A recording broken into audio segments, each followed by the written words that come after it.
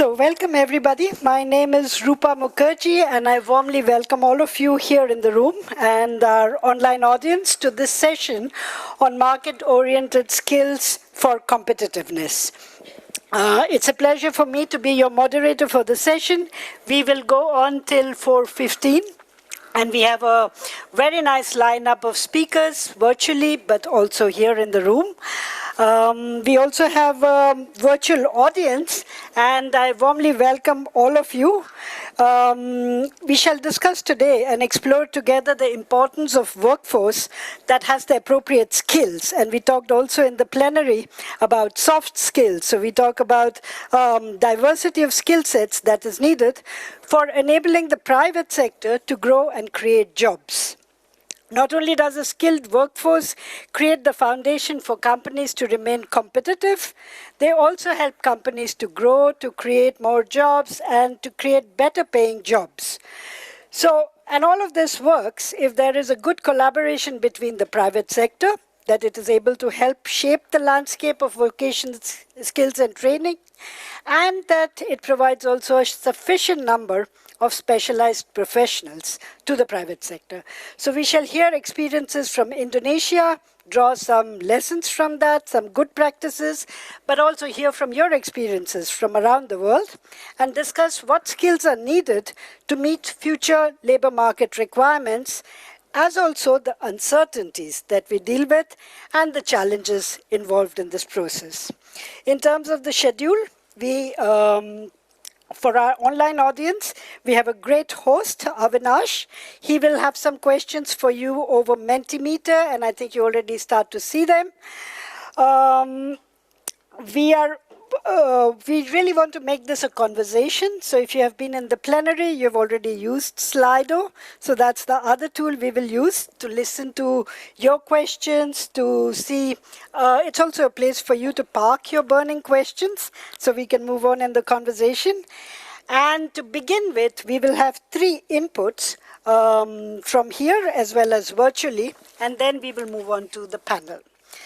So it's my great pleasure now to invite our first speaker, Mr. Martin Saladin.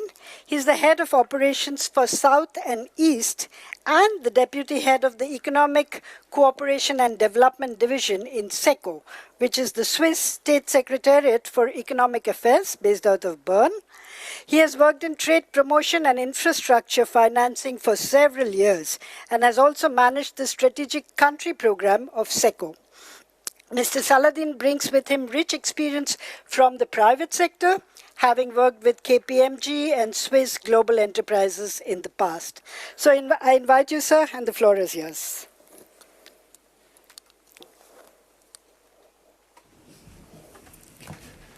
Well, thank you very much, Rupa. Good afternoon, ladies and gentlemen.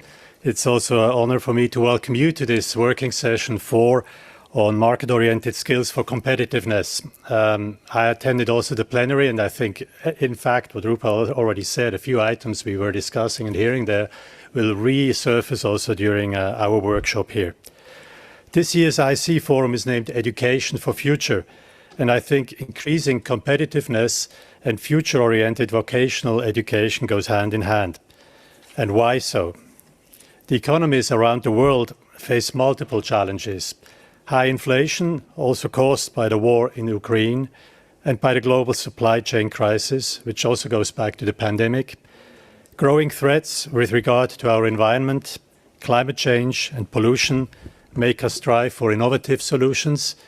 Here, green skills are needed. And in Switzerland, as in many other countries, the economy faces in general a shortage of skilled labor and workforce. So companies obviously need a well-trained workforce to tackle these challenges and to increase their competitiveness. They want to be prepared for the future developments, for the rapid changes and challenges ahead, including technological development like digitalization in the healthcare, in the medical industries, in consumer electronics, or in many other sectors. SECO now has had for many years a dedicated skills development strategy. We are concentrating on the higher education, on the post-secondary and tertiary levels, and our strategy aims at increasing this competitiveness in selected sectors, which should in turn lead to a higher added value and contribute to economic growth. And we heard before in the plenary as well the importance of soft skills. We'll hear more about that during this session here as well. Soft skills being acquired also mainly or also principally at the workplace. SECO intervenes in areas where the skills gap is evident, hindering growth and focusing increasingly also on green growth. We have built an interesting and diverse skills portfolio over the last years, implemented by Swiss partners present in the room, by multilateral development banks, or together with other development partners in our priority countries. To illustrate that, I would like to give you just a few examples, not going into too much depth. You can ask questions if you like later, I'm still here.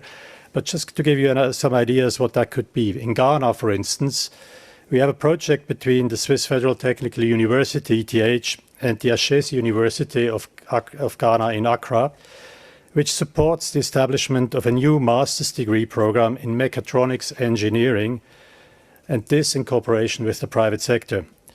Highly successful with relatively little money, about 1.5 million invested, and currently about 40 master students enrolled. In South Africa, in turn, a project with our German colleagues from GIZ aims at improving the employment prospects of young people in a sustainable and increasingly decarbonized economy. Just transition is a big topic, a big subject as well, and we try to integrate our works into that agenda as well.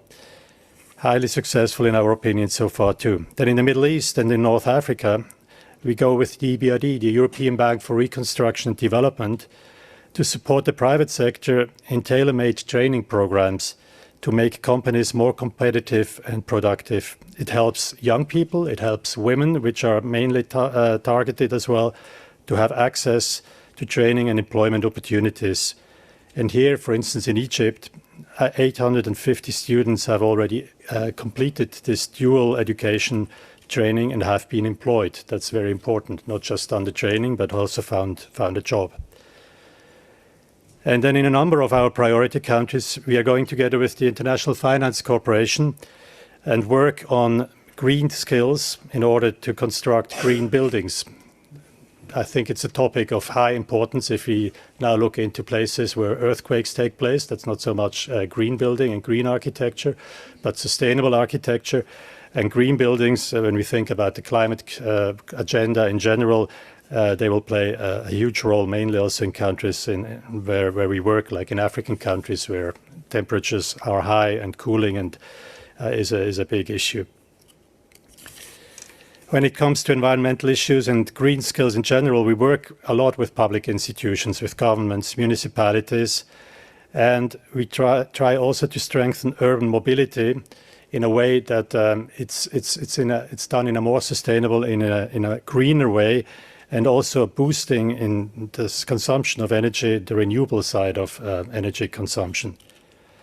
So we are working on different levels, and when we come to the renewable energy agenda, and more will be said about that by my colleague from Indonesia, Kiki Yuliati from the Ministry of Education in Indonesia, we have a project which is called the Renewable Energy Skills Project, and you can imagine how important that one is. When you are running an energy utility, you try to run it in a sustainable way, maybe in a greener way.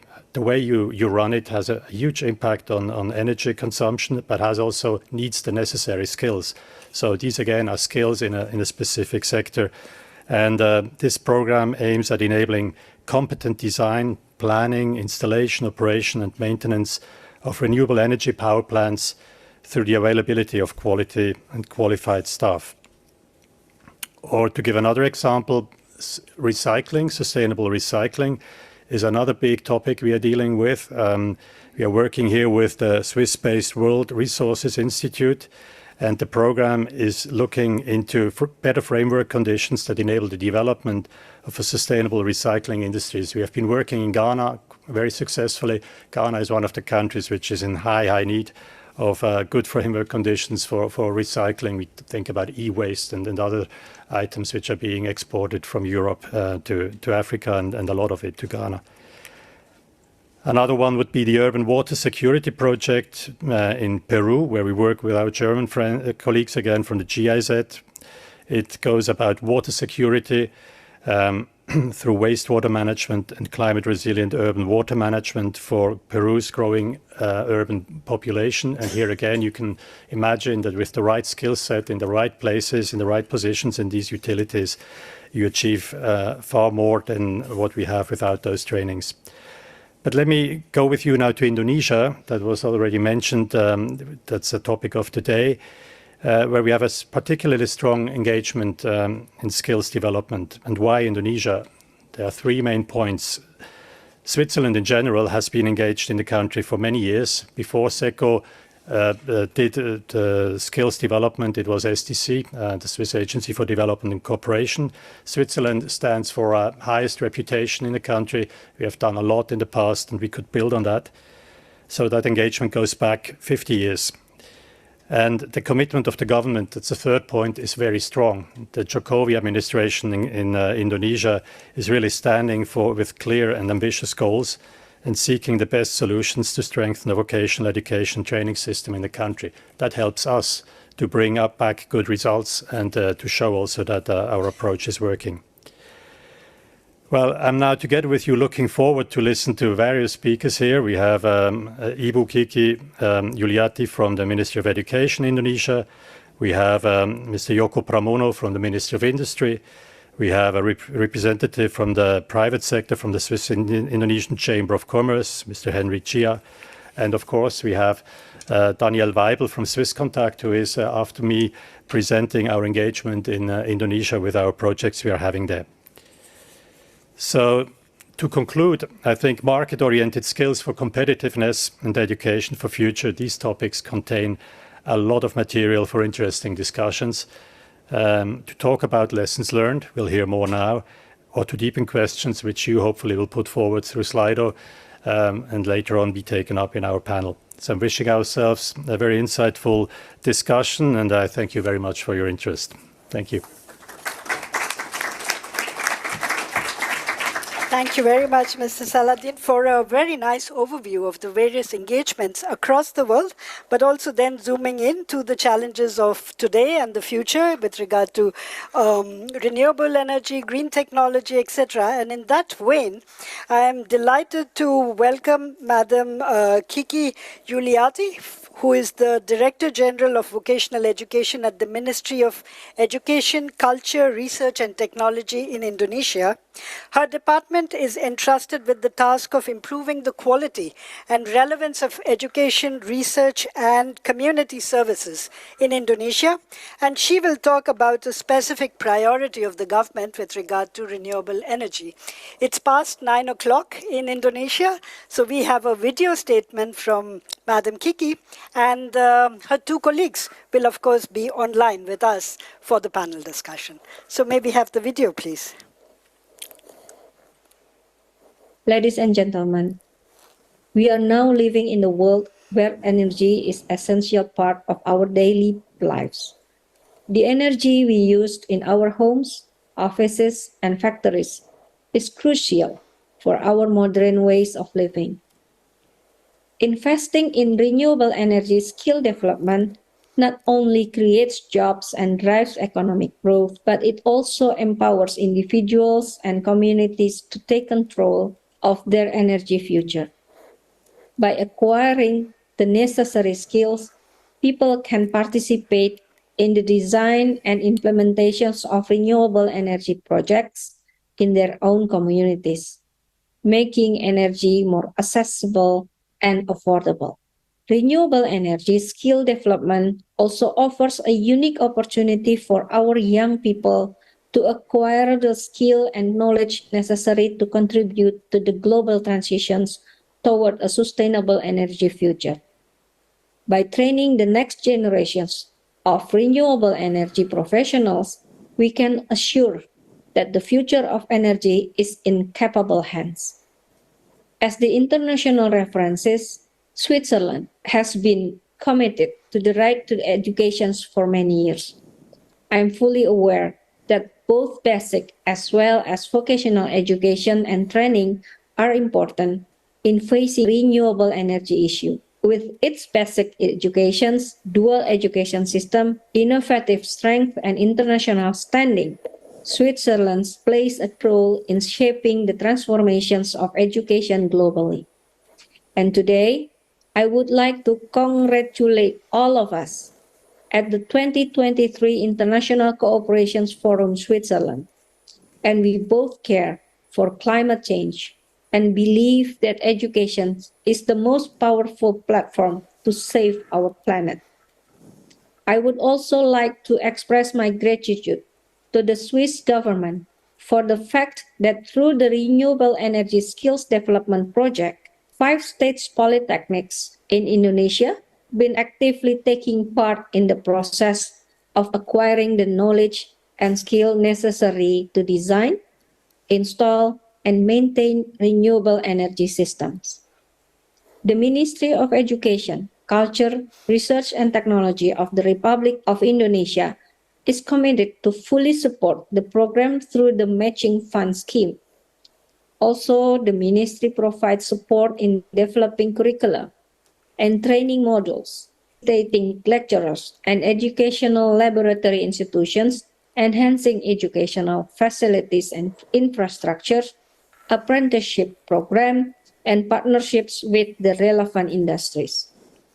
This scheme is in line with the ministry's emancipated learning of Merdeka Belajar Kampus Merdeka policies. The policy is intended to give agency and freedom to the higher education institutions to be more autonomous, independent, less bureaucratic, and innovative.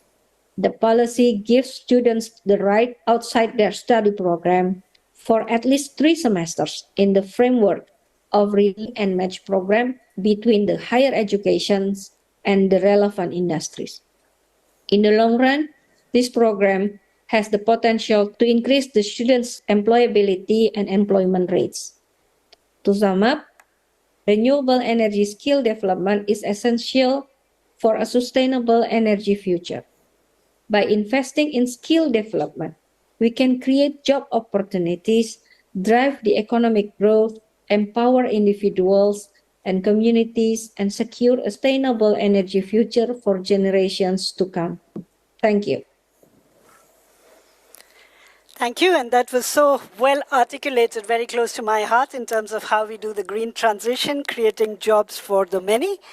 With this, let's make the discussion a bit more concrete, and I would like to invite now Mr. Daniel Weibel. He's the project manager for the Skills for Competitiveness, or the S4C project, and he works for Swiss Contact, which is based out of Indonesia.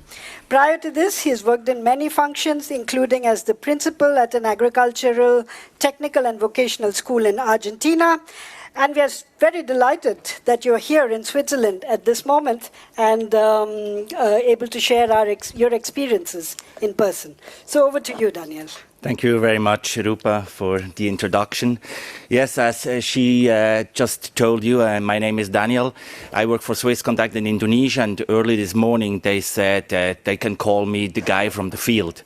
So I'm here to present 2 projects. 2 different projects, what you just saw. One is the Skills for Competitiveness project, S4C, and the other one is the Sustainable Tourism Education Development project, STD. We would like to start with a short video about S4C, Skills for Competitiveness. It focuses on higher education, and yeah, please.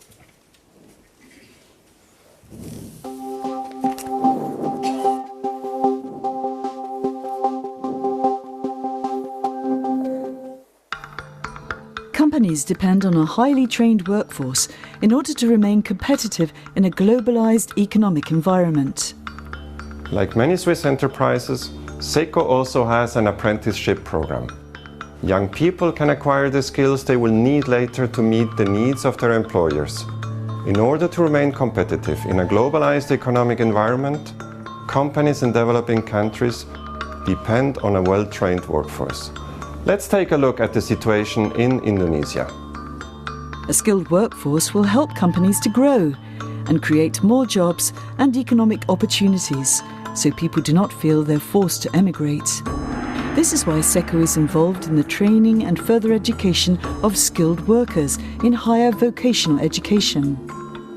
Indonesia has become a major player on the world stage.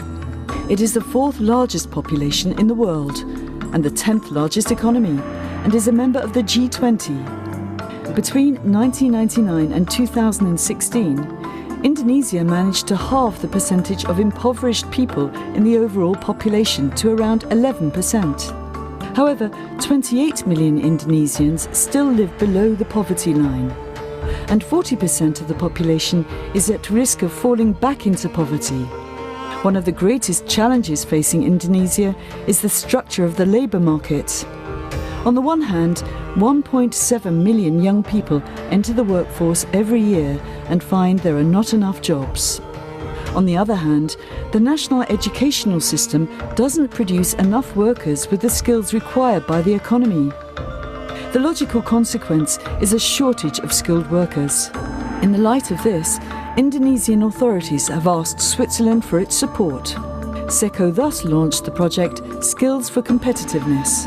Together with the private sector and the authorities, SECO helped 5 Indonesian technical colleges in the fields of metal, wood and food processing to set up a dual vocational education and training system. The project aims to strengthen the vocational education and training system in Indonesia by promoting a closer cooperation between polytechnics and the private sector. Skills for Competitiveness helps graduates to be more responsive to the needs of the labour market by strengthening school management capacities and by adjusting curricula, teaching and learning methodologies based on the needs of the industry. The project contributes to developing teaching factories and to strengthening the teaching of technical skills. It also develops networks with the industry to provide students with internship opportunities. Among many other things, to date, 14 curricula have been developed in close collaboration with the industry. 61 capacity building workshops have been held to help polytechnics to implement the industry-based curriculum. And partnerships have been forged with 205 companies to secure internships for students.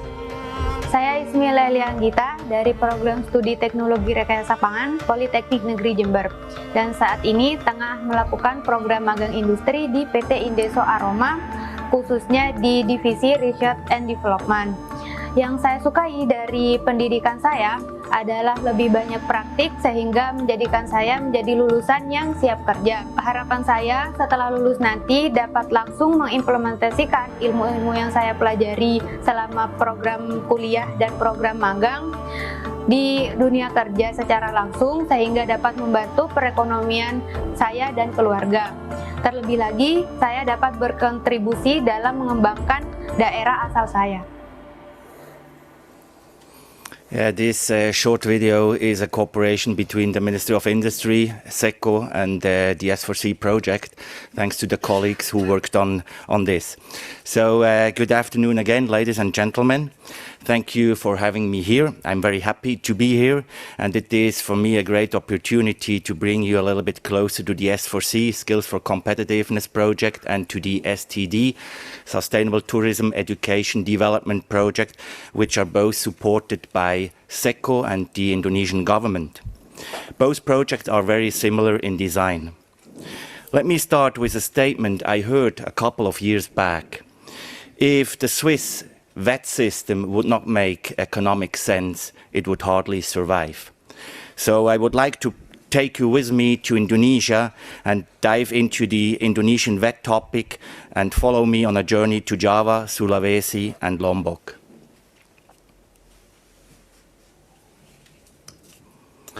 The projects S4C and STED are embedded in and aligned with Indonesia's national strategy and development priorities.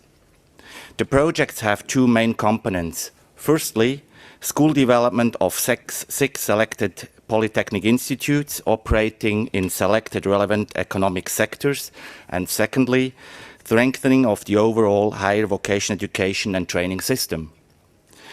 In our projects, we are trying, together with our Indonesian and Swiss partners, to connect the VET cables. What does it mean? On the one hand, we strengthen the polytechnics in close cooperation with the Ministry of Industry, with the Ministry of Tourism, and with the Ministry of Education and Culture. The basis for our interventions are their VET policies. On the other hand, we support Indonesian stakeholders such as sector associations, chambers, and other service providers to play an important role in a broader industry-driven VET system.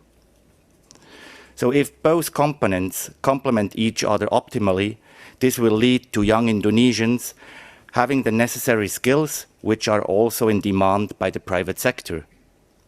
And this in turn will lead to a strengthening of the competitiveness of Indonesian companies, especially SMEs. In other words, the better the education system, so the supply side of the workforce, is linked to the demand side, to the employment system, the better the labor market outcomes. Let me zoom in a little bit more on the project. So we foster the interaction between polytechnic institutes and the world of work. It is about optimizing and implementing industry-driven vocational education and training elements. What are these vocational education and training elements? In my point of view, there are three main components, three main elements that are the pillars of good vocational training. First, an industry-based curriculum. The respective industry should define the competencies needed, anticipate future trends, and be involved in the whole process of the curriculum development and regular updating thereof. Secondly, the curriculum must be implemented by competent lecturers in the schools and by experienced trainers in the companies. And thirdly, it needs two learning venues with the practical facilities in the schools, in the polytechnics, but also in the companies with the necessary machines, tools, equipment in quantities suitable for the training.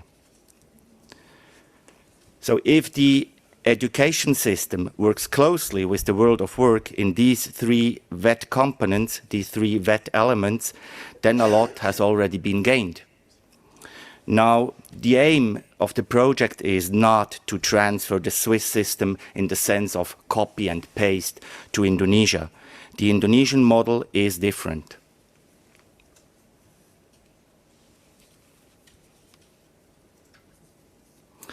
In Indonesia, theoretical and practical training take place in the VET institutes and is supplemented with internships. What we are working on is that these internships are as long as possible, structured, and bring added value to the companies and the students. Let me ask you, where is the best place to learn work-relevant skills from the start? On the best available technology or from different role models, and this includes soft skills, other than in a company.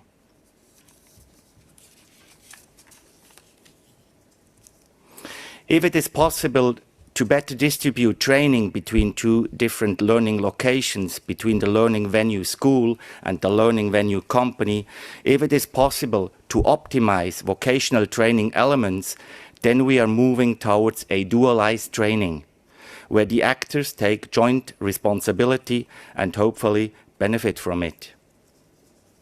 As a good example, I can highlight the cooperation between the Swiss-Indonesian Chamber of Commerce, their member companies, the Ministry of Industry, and the S4C supported schools. We will hear later in the panel discussion that such a commitment to VET brings benefits for all involved. I'm happy to see after my colleagues Mr. Yoko and Mr. Henry in the panel. I would like to end my input here. If you are interested in our projects, please visit the Swiss Contact stand outside during the break. And finally, the S4C and STED teams send its warmest greetings from Indonesia. Enjoy the afternoon and thank you.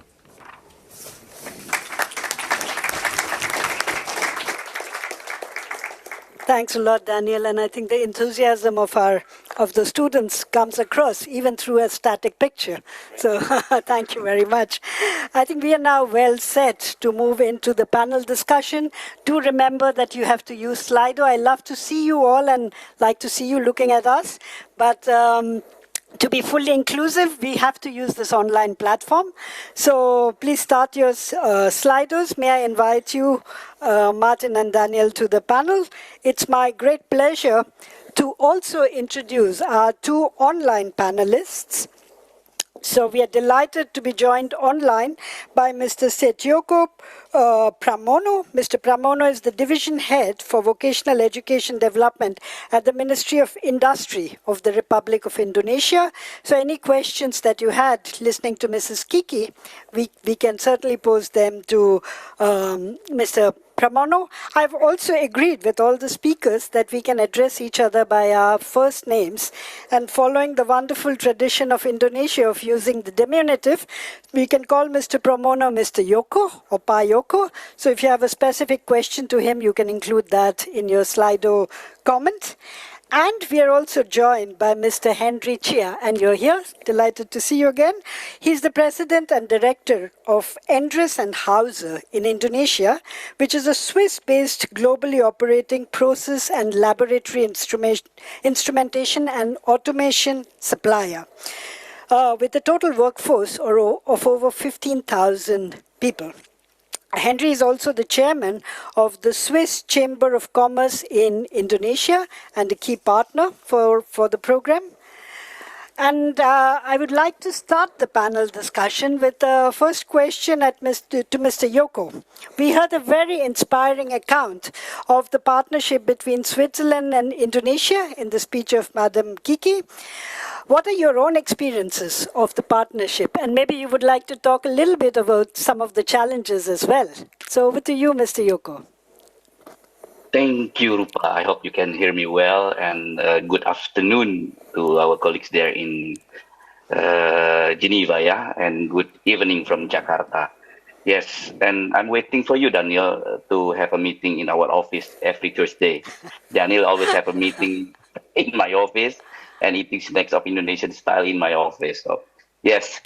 So it's always good to bring the old friends back in town again. After that, Martin said that his experience for 50 years in Indonesia, and some of the success story has been well known as the models of the dual-fed education and training in Indonesia. Now, S4C programs work with Ministry of Industry and Ministry of Education, Research and Culture as well. And as you know that most of the pictures are taken from my polytechnics, so you can have a big picture in how Indonesian and also Switzerland's government are work closely in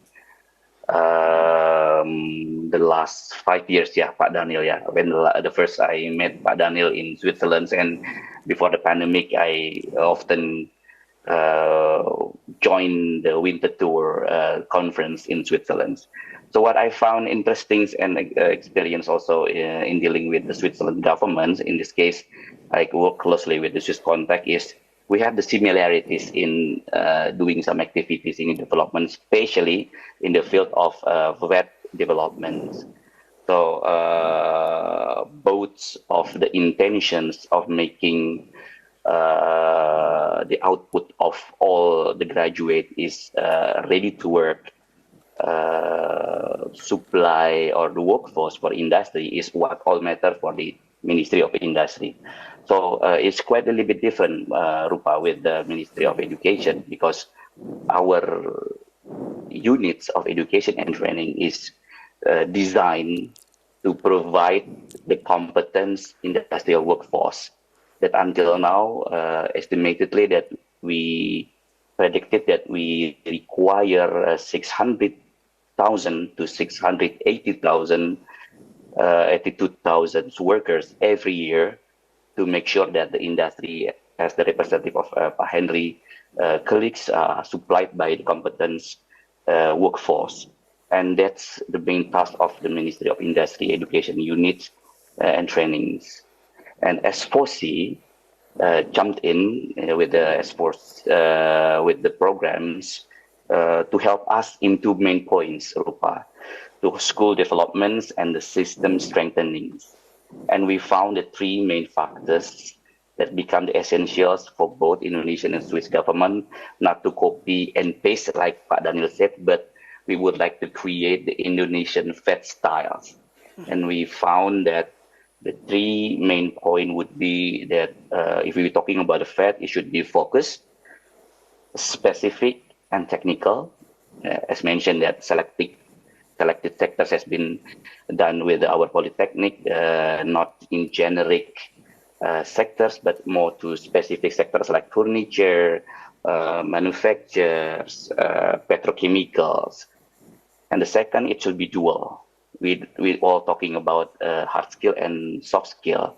I just came back 2 hours ago with the meeting with the industry, the partners of our schools, and they are all talking about the same thing: soft skill, attitude. And again, S4C has been done quite well with supporting our police with the internship program with Swiss Gem, which Pak Henrici has involved a lot. And the third point would be the partnership of industry. So I guess that those 3 points would be the entry point. Ministry of Industry, especially working with Switzerland government, and in this case with Swiss Contact and SECO. Thank you, Rupa. Thank you very much. And I think those 3 points resonate very well with all of us who have also come from the plenary.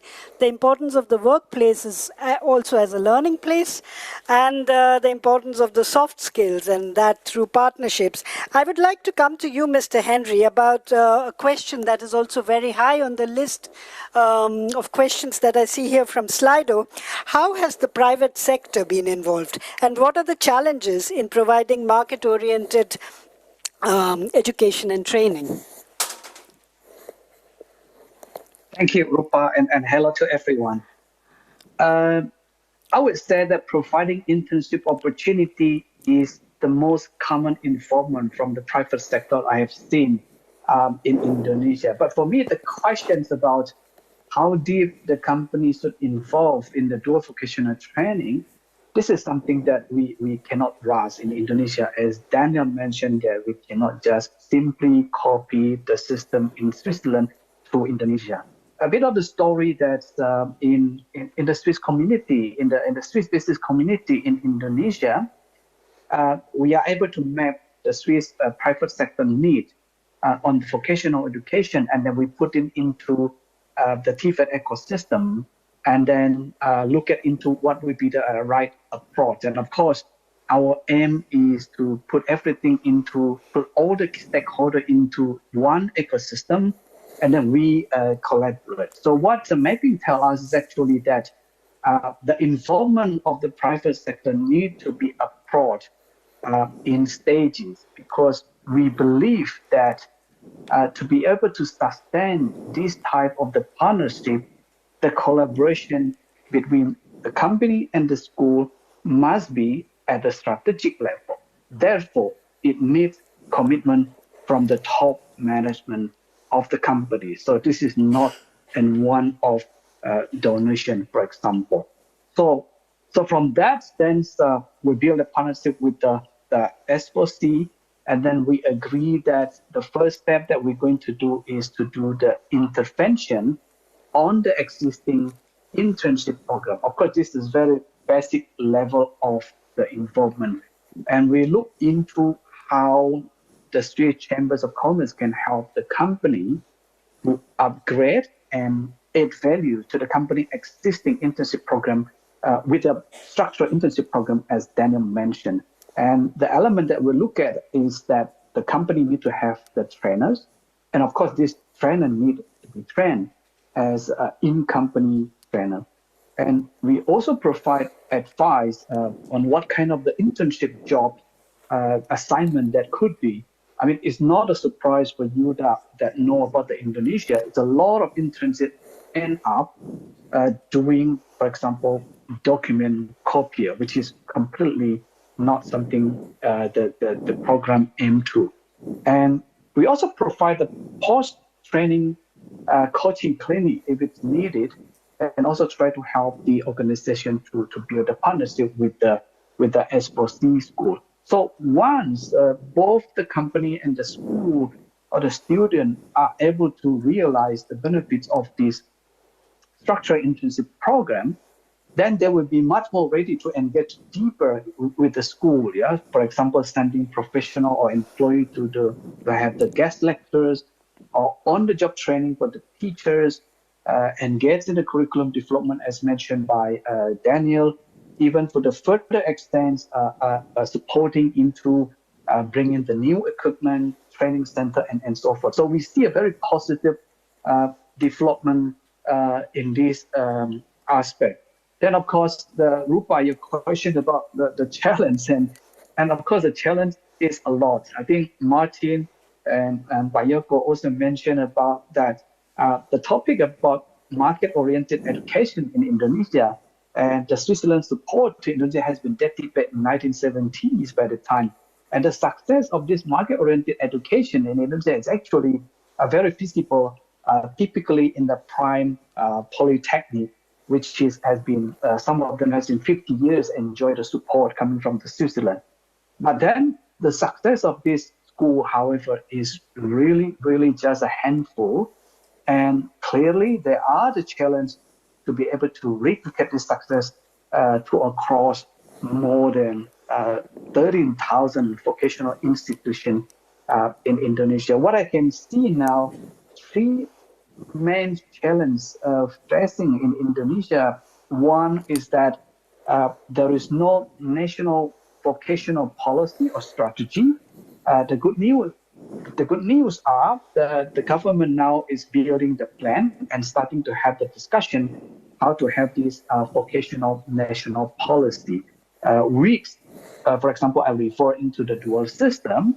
The school will offer the internship for the industry, but then there is no model of consistency or the standard or the discussion with the industry. So right now, nowadays, majority of the internship offered by the school, majority of them is a 3 months and 6 months. Of course, we as in a company, we can provide that internship, but clearly this will not end into a permanent job. This is not possible for the industry for a short period of the time. And second, we also see a huge disparity of the school quality. Many schools do not have the access to the latest machinery and equipment, which is a very essential, as explained by Daniel, which is in line with the rapid transformation of the working world. And this school not just only lacking the know-how and the managerial capability to adapt to the new market dynamic, which is now that we are commonly facing, not to mention the threat, the challenge, the disruption, as mentioned by Martin. But it's also, sometimes financial, they don't have the financial option to upgrade the teacher qualification with advanced training, for example. So as such, it's not surprising that the vocational nature of the school was or is gradually replaced with the theory-driven principle, losing its practical nature. So finding the right school, the good school, like S4C school today is still very, very challenging. It's still very challenging. And the third point, I think, on the company side, on our side, dual vocational approach is still not considered as part of the strategic manpower planning to fuel our business growth. Internship, for example, to many is still considered as a part of the CSR activity, and therefore it tends to be ad hoc, one-off, reactive, short-term. For example, just take one student for internship instead of two, as we know that students learn better in teams and in groups. So there are many challenges, but these three challenges is something that we think it's very prominent, Rupa. Thank you very much, Henry. And I think the challenges that you list resonate very well with our audience because this is what we face in the field all the time. Given the scale of skill building that is needed, 28 million below the poverty line, 1.5 million entering the workforce every year, more probably. How do we make a system-wide change? You know, how do we move from the few pioneers to something that is systematized and that works in Switzerland? So what are your views, Daniel, on adapting this system to a context where maybe you don't have the enabling frame conditions in terms of the policy, the law, etc.? How do you go about doing that? Yes, true. Thank you for the question. So the Swiss dual vocational education and training system is a very mature one, and it matured over decades, maybe even centuries. A VET system belongs to different stakeholders. There are stakeholders from the government, stakeholders from the provinces, then you have all the associations and so on and so forth. So these stakeholders, what we need is a multi-stakeholder cooperation. And a couple of years back, I heard a consultant of us who said, this is kind of difficult to bring all these stakeholders together because they speak different languages. So the government, they speak the political language. The private sector, they speak the business language, the money language, and the schools, they speak the educational language. And now you have the task to bring these voices all together. So from a project side, what we are able to do is to advise, to coach, and maybe even to enable. Let me give you two examples about dual vocational education and training and the difference between Switzerland and Indonesia and why it is not possible to copy and paste. So in Switzerland, the learner, we call them apprentices in the traditional system. They have a contract with a company. In Indonesia, the learner, they have an agreement with a school and is supplemented by internships. That is a big difference. Then, if it comes to the private sector engagement in Switzerland, the private sector is the main driver of vocational education and training. Meanwhile, and it was already mentioned by Pa Henry, meanwhile in Indonesia, many companies, they still see vocational education and training as their corporate social responsibility. So that is another approach, right? So what we try to do in our project is to bring DVET key elements to Indonesia and not copy-paste the whole system.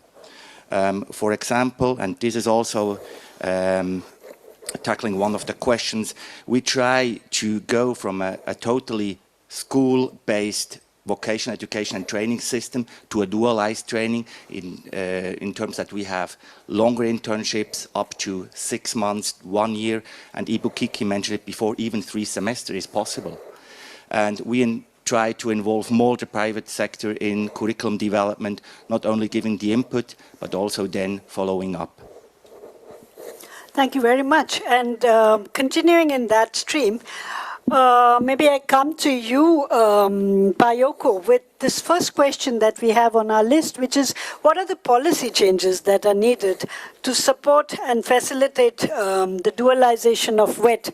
From your perspective, what would be the most critical and most impactful areas of policy development in Indonesia? Yes, thank you, Rupa. So I want to remind all of you that on 2022, the President decree also has been issued that to revitalize the vocational high school and also training.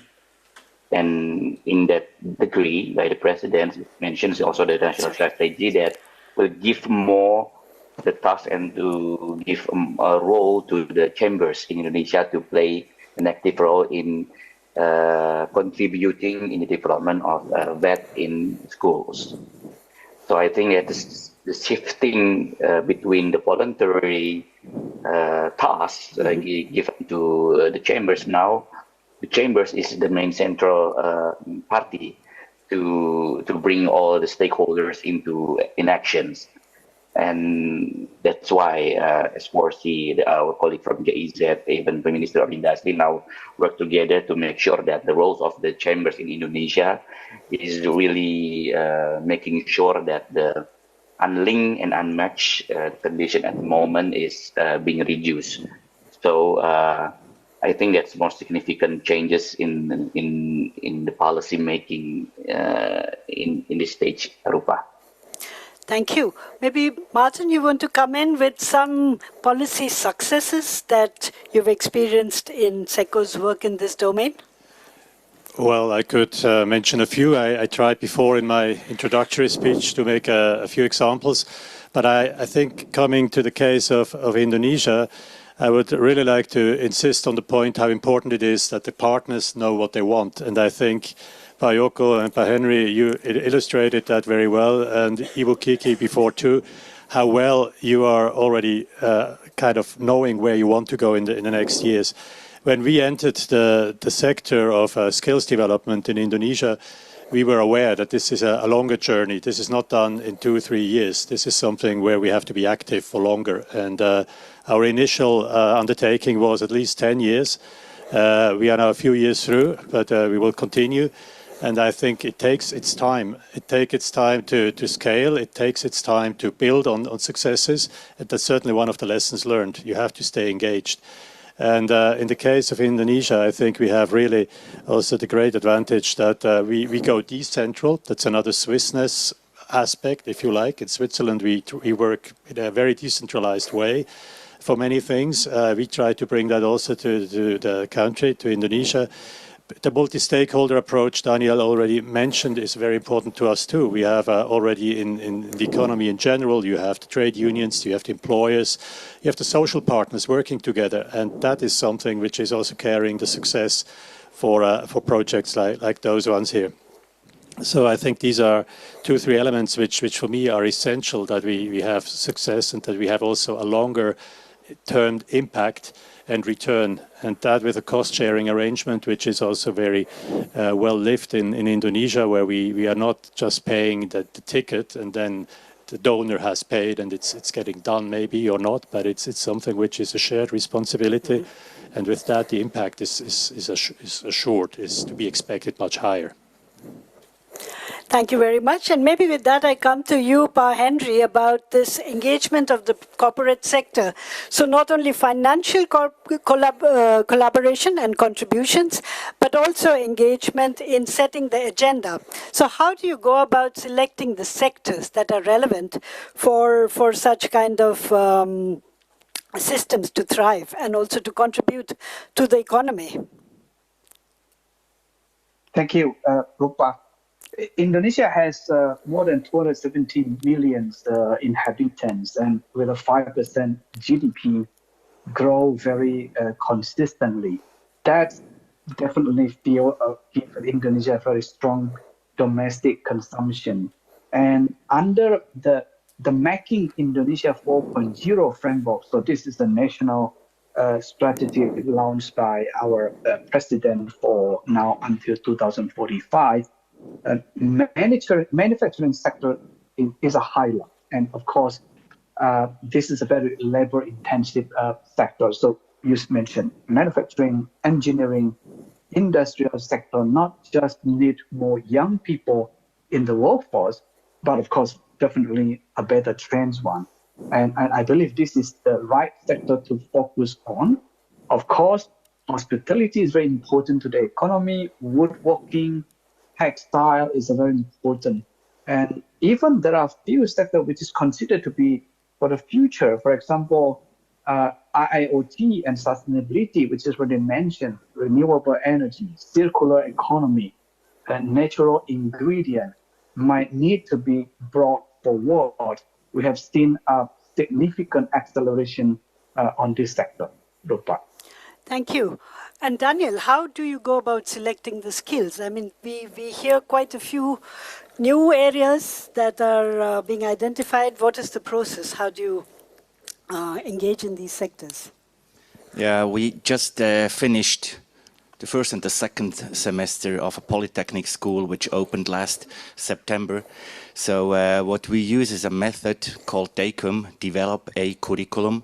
So what we did is inviting from different companies the specialists, especially technicians, because this is the target, technician education. We invite them from different companies, but from the same sector, to contribute to the curriculum. So there we are talking what are the tasks, the skills, the duties, the future trends, what is needed in the future in these study programs. Then the big task is that these inputs are transferred in a semester learning plans and finally into modules. This is a long process. Maybe you think that's fast done. It is not. It takes a lot of time. And we have to see that lecturers, they have in Indonesia 3 tasks. One is teaching, obviously. Second, they do research. And the third task of poly lecturers is community service. So all this revision of a curriculum is then done beside, on top of their daily work. But we try, obviously, to include the private sector in the curriculum development. Thanks a lot. And of course, it's different stakes, but also different incentive structures in the different institutions that we work in. So many a times for academic institutions, it's research and writing papers, etc., and not developing, investing in these new curriculum.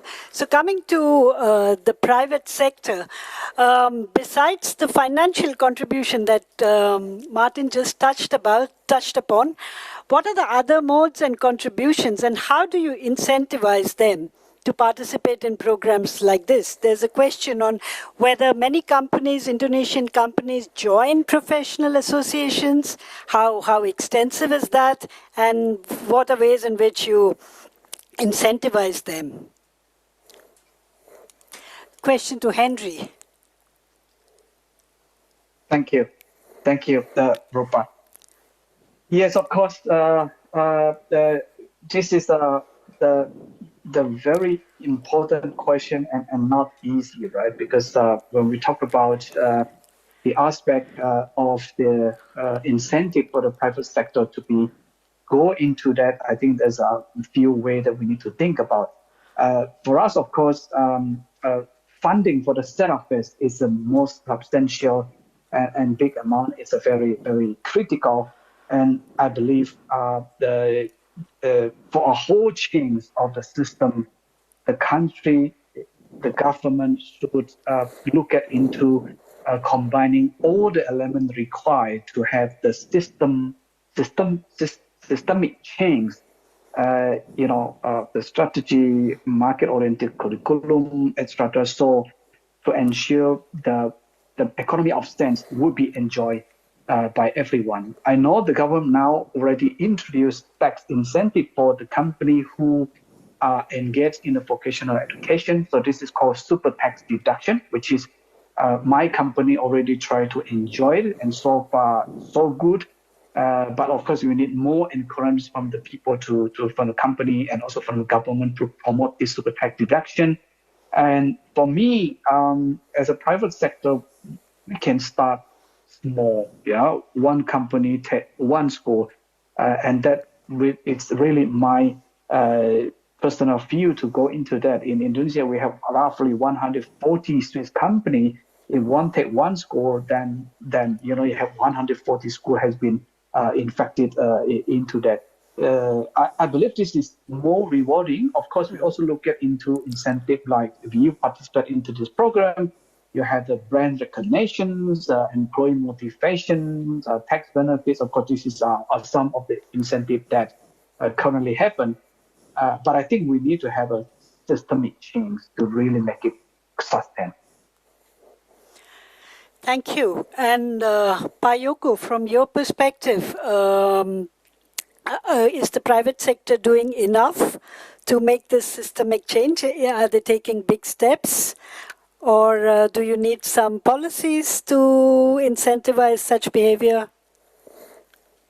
Yes, Rupa. I must say it's not enough, but I think that it's our duty as a government to encourage Pak Henry here and friends to contribute more. Henry said that there's going to be there's 140 Swiss company in Indonesia.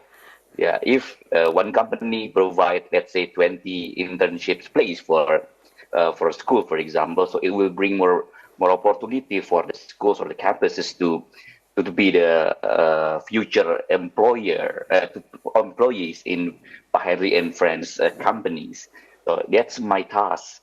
Mentioned by Pak Henry that our government has issued already the policy to stimulate the companies to contribute more by giving them the super tax deductions. It means all the effort from the companies to sending the practitioners to the company, the provisions of the in-company trainers, sharing costs of providing the electricity, water in making space for the practical groups of students doing the internship in the company, for example. There are some of the coverage of the cost that will be in the end what we call it be reimbursed to be deducted by the tax paid by the companies. So that's one of our efforts. And again, yes, we need to promote this to make sure that the companies willingly to join and contribute more to the efforts to develop the web in the schools and campuses. Rupa. Thanks, and that's very concrete. I mean, to be able to make these expenses tax deductible itself is a very big sign of the government's commitment to making things sustainable and to scale up. Thanks a lot for that concrete example.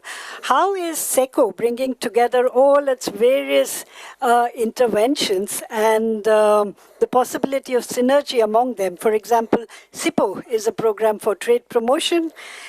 Can we incentivize Swiss companies operating to engage in such programs that are working along the pipeline of skills development? Well, that's a very good question, and I think it's an important one. Yes, we try, of course, and we establish those links and synergies. I would also mention at this place, when you say that there are 140 Swiss companies in Indonesia, we have Switzerland as a Swiss business hub at the embassy in Jakarta, and it is a nice link we can make actually with Swiss economic activities. And here we have drivers of change, the Swiss enterprises, doing something together with the Indonesian economy to bring ahead VET. While we are working on the VET side together with the companies, together with you, together with government, so we can have a win-win situation really there, which I think is very important to see. Each country, so Switzerland too, we are working in a bigger picture with countries, and Indonesia is a country of also, let's say, economic partnership interests. And we can hit two flies with the same go, so to say, if we do that. And SIPO, the Swiss Import Promotion Program, is of course also part of that. Yes, there is import happening. We have other activities and promoting ESG, for instance, also in companies. You have programs to promote environmental, social, and governance criteria in companies, and I'm sure that also that has a link and a leaning with well-skilled people, that ESG is more lived in a company and is part and parcel of a company's behavior, of a company's life. So like that, we try to work. It's our role as a state to work for the right framework conditions so that all these things can happen and that we can make the right links in the right place so that we move on the right direction together. Great, so that's already a commitment and a step towards greater impact through integration. Thanks a lot for that. Daniel, yeah, please, yes. So in the field, the Indonesian Chamber of Commerce and Industry, called Kadin, they, for example, are looking for a partnership with Switzerland. Among them are Economy Suisse or SwissMem, and as well the Swiss Federal VET University. So there's also already in the field happening some things, and they would like to, they have already the MOUs, but they also want to implement. Thanks for that compliment. I see one question that has been here at the top for some time, which is the longevity of the skills. Should industries change a reasonable expectation over the 20 to 30-year period, and how transferable are the skills that the students learn? Are there plans for reskilling? And if I heard if the internship is 3 months, what is the longevity of the skills that they're learning? Yeah, Daniel, you have the mic, you can start. Sorry. No, please go ahead. Well, in our project, we try not to have only 3 months internship. There it is longer. For example, in 3-year study programs, we have internships of 1 year. And hopefully in the future, we can even a little bit expand to 3 semesters. So, as said by Ms. Reynolds in the plenary before, right? You learn the best skills in the company and also in the project. We believe that that's why we are pushing towards these long-term internship. And she mentioned as well the soft skills, and we believe that. So internship is an important element of vocational education and training in Indonesia. And the second part, Daniel, about the longevity of the skills and their transferability. How transferable are the skills that the students learn? So if they want to evolve in their career. The permeability, you mean? Yes. And also, what is the view towards reskilling?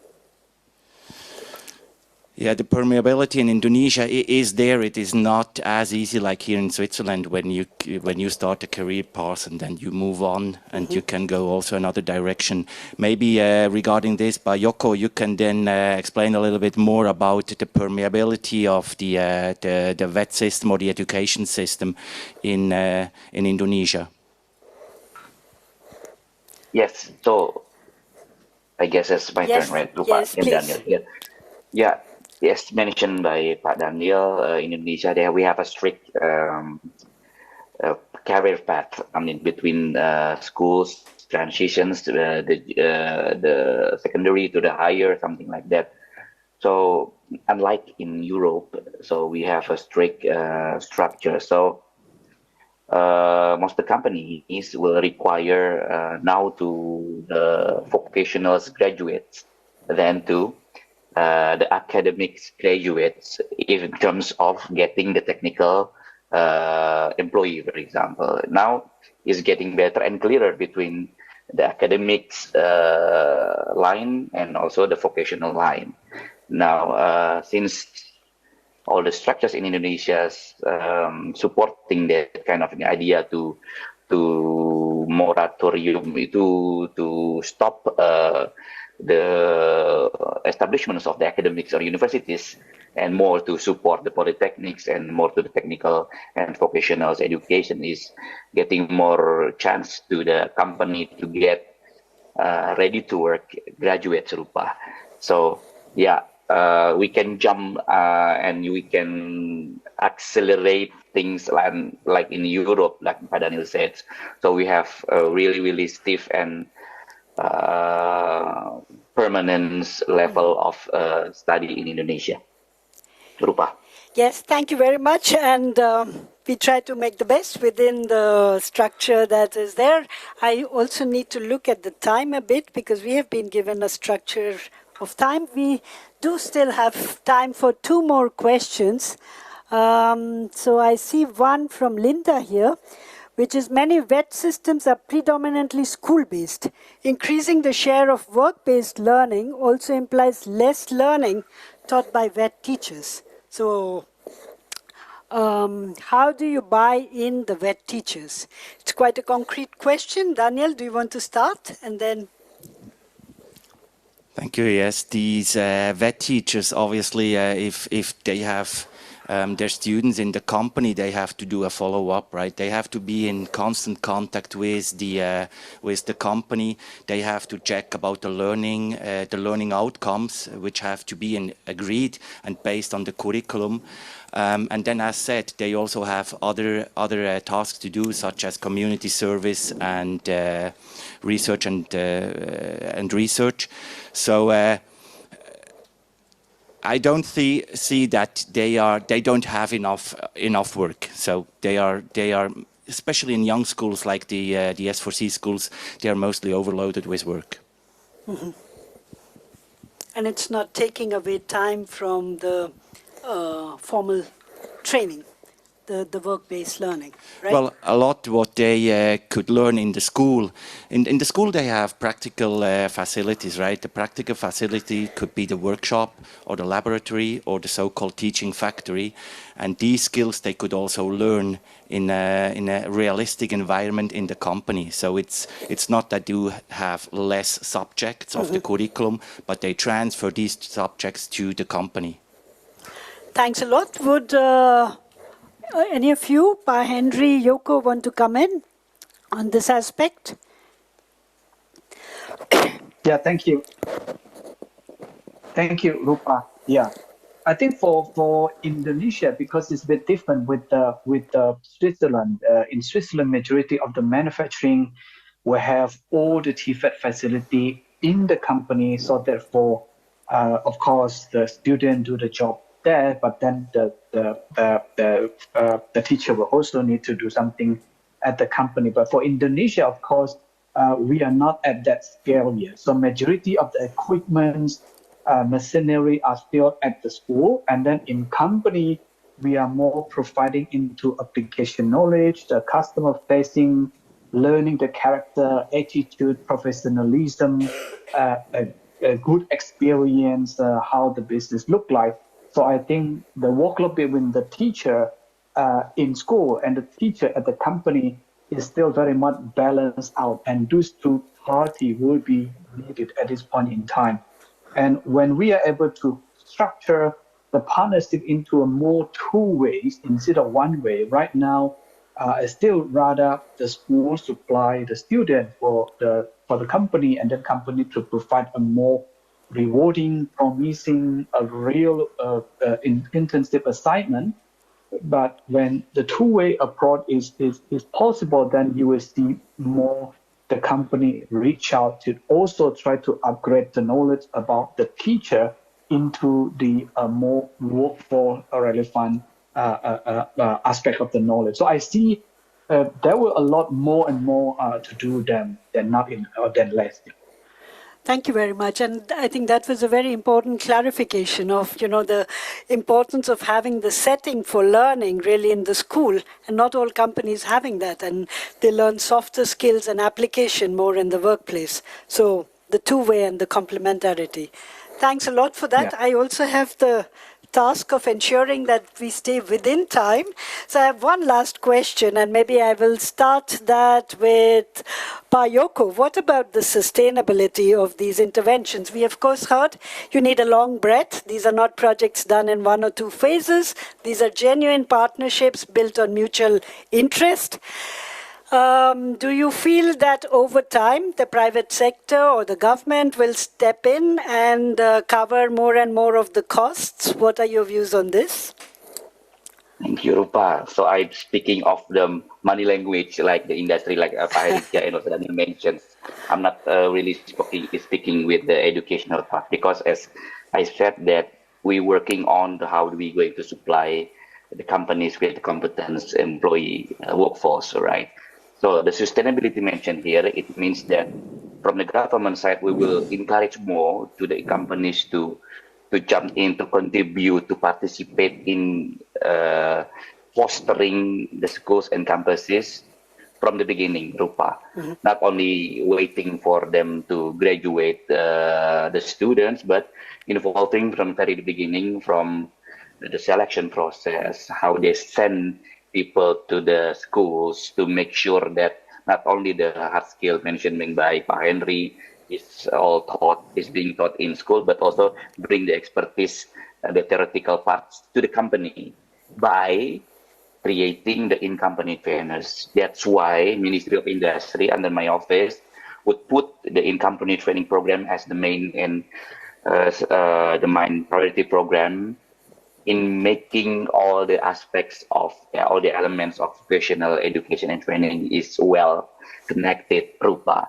So by creating this person in the company will help the company to calculate the cost and benefit, to making sure that they were ready when they're not only students but also teachers doing the apprenticeship in company.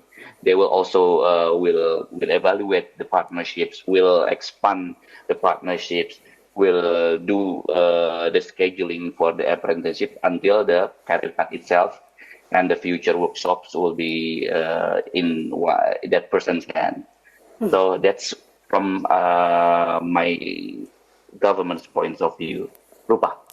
Thank you very much. And Pa Henry, once we have this estimation of the benefits that such a partnership brings to the companies, are you optimistic that they will step in larger numbers and with greater contributions? For sure, I believe that the impact of the dual vocational in Indonesia from the past 50 years, again, the next 50 years will be significantly improved and driven. When you look into the new manufacturing area declared by the government Central Java, and Pak Yoko know very well, the activity of the dual vocational there is very impressive. It's really, really impressive. It's a really both party. Indonesian chamber get involved, the company get involved, the government support is also very strong. I think from that starting point, how we copy that success into other regions supported by every party, it will make a significant change. So I have a confident level that we will see exponential better growth in the next 10 years to come than the past. Thank you very much. Maybe I come to you, Martin, with regard to your views about the future and sustainability and the relevance of the skill sets. Well, I'm very happy to what I've heard now from the two gentlemen in Jakarta. I think it cannot be that we have to cover a niche, a public good with the monies we are having from the taxpayer. So we have to think hard when we put how much into what sort of undertaking. And I would say that this year it was a great investment into the future of our relationship and in the future of Indonesia. Over time, most likely, this support will have to be graduated to a point where it is a self-runner and we are not needed any longer. I mean, that's anyway the objective of our support and of our cooperation. It's not our main intention to establish ourselves for all future time, but to find also an exit at some stage. We are not yet there. And we need good results. We have them. That encourages us.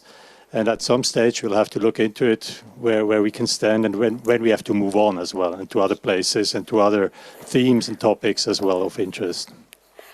Thank you. And Daniel, from your perspective, how do you see the sustainability and phasing down and take over by the national government and private sector? Yeah, I would like to build on what my colleagues just said. So in the first phase, we focused a lot on single polies and single companies cooperation. So a very holistic polytechnic approach. Now what we would like to do, and we already started, is to shift that focus from a single poly with a single company to more to the meta level, where we will work with key actors of vocational education and training. And there we will put a strong focus on the private sector engagement and its role. And also a little bit the expectation management, right? We need the right actors and with the needed skill and will, like the colleagues here on the screen. And as a small project, we cannot target everybody and every sector. Thanks a lot. You've been a great audience, and I've been a terrible timekeeper because I realize we are already over time by a few minutes. So I will not summarize here because we have the support of a great rapporteur who will summarize for us in the plenary, but I do have the very pleasant task of thanking you both, Pa Henry and Pa Yoko, for your time. It's well past 10 o'clock. So truly appreciate all the great ideas you shared with us and the great energy that you conveyed so well, even through the screen. So thanks a lot and wish you all the very best for this and many other partnerships. Thank you. Thank you, Mr. Thanks, everyone. Bye. Bye-bye. Bye. Thank you, Martin and Daniel. And for our online colleagues, please stay online because you still have a few questions on, what is it now, Mentimeter. Yeah, but Avinash will take you through that. Thanks a lot, and let's meet for a coffee outside.